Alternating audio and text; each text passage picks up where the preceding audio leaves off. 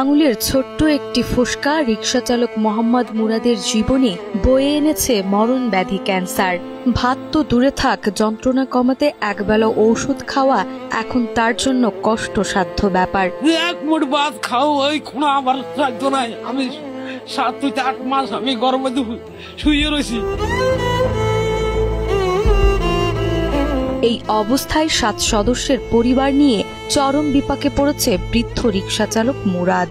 আমার যে বাঁচবার অধিকার দেন, আমি শুধু আপনার কাছে এই যে নোয়াখালীর সদর উপজেলার ধর্মপুর ইউনিয়নের পূর্ব সুল্লুকিয়া গ্রামের বাসিন্দা মোহাম্মদ মুরাদ পেশায় ছিলেন একজন সাধারণ রিকশা চালক। নিজের পরিশ্রমে 5 মেয়ে ও 2 ছেলেকে নিয়ে অন্যের দেওয়া আশ্রয়ে বসবাস করতেন।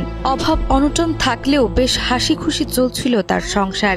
কিন্তু প্রায় 6 থেকে 7 মাস আগে মুরাদের পায়ের আঙুলে ছোট্ট একটি ফুসকা জাতীয় ক্ষত দেখা দেয়। প্রাথমিক অবস্থায় চিকিৎসকের পরামর্শ অনুযায়ী কিছুদিন ঔষধ খান, কিন্তু তাতে কোনো সমাধান হয় না।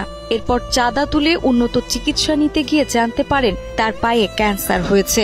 আঙুলের মাথা ফাটি গেছে, ফাটি যাইয়া ইয়ারে কিছুদিন পরে দেখেছেন কি ডেট থেকে ফানি যাইতেছে। ফানি যাবার পরে আমি সদর হাসপাতালে গেছি। হাসপাতালে যাই বড় ডাক্তার দেখাইছি, ওনারা ওষুধ দেওয়া দিছে, আনছি নিচি খাইছি। এর পরে দেখি যে রোগ কেন আরো বাড়ি দিয়ে যাইতেছে। পরে আবার যাই সদরে, আবার যাই ভর্তি হয়েছি, আবার যাই ভর্তি হবার পরে এখন বড় ডাক্তারে কইল যে কি আপনার পা কেটে ফেলাইতে। চিকিৎসকরা জানান বাঁচতে হলে কেটে ফেলতে হবে পা। এই প্রক্রিয়ায় চিকিৎসা ও অপারেশন মিলিয়ে খরচ হবে প্রায় 5 থেকে 6 লাখ টাকা। এত টাকা মুরাদের পক্ষে জোগাড় করা সম্ভব ছিল না, তাই বাধ্য হয়ে বাড়ি ফিরে আসেন তিনি। তবে আসার আগে চিকিৎসক জানান অপারেশন না করলে চালিয়ে যেতে হবে ঔষধ, আর সেই ঔষধের খরচ চালাতে বিক্রি করে দেন নিজের শেষ সম্বল একমাত্র রিকশা। সিটাঙ্গে স্যার বড় ডাক্তার যখন দেখাইলাম, আমার কাগজটা দেখি উনি বললো যে কি তোমার এটা অপারেশন করা লাগে। তখন আমি বললাম স্যার আমি কি দি করবো আর কত টাকা যাবে? উনি বললো যে 5 লাখ টাকা লাগবে তো আমার অপারেশনে। তখন স্যার আমি আর এইখানে আর কিছু করার আমার সম্ভব হল না। 15-20 হাজার টাকার ওষুধ লাগে, ওষুধ চালাতে গেছে। আমি তো প্রথমে আমি চালাইছি যে আমি আর হারি না। স্বামী এতিম আইয়া, স্বামীর বাপ মা ভাই বোন কেউ নাই।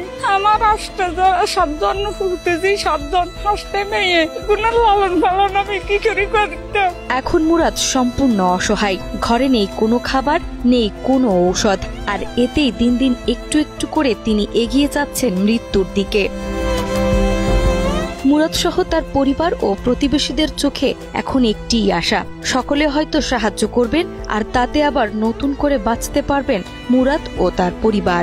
দেশবাসী সবার কাছে আমি সাহায্য চাইতে আছি, আমার স্বামীরে বাঁচাইবার মতন। আমি ছেলে মেয়ে কি করব?